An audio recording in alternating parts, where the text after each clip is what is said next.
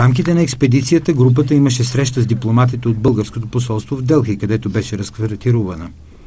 С множество монаси и свещенослужители от 4 различни религии – хиндуизъм, джайнизъм, будизъм и ислям. Срещнахме се и с представители на всички традиционни изкуства на тези страни, с съвременни музиканти и артисти.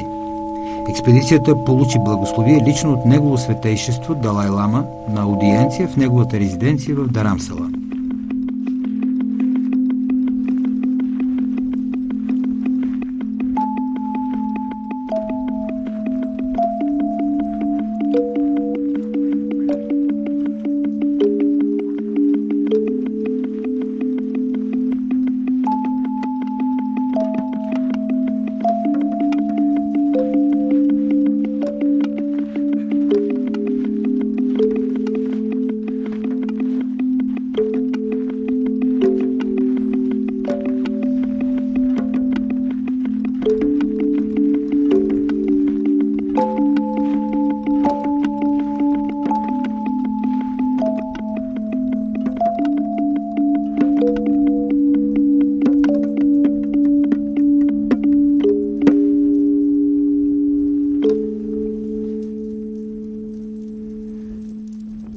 След този концерт имаше 2 неуспешни опита рекордът да бъде подобрен.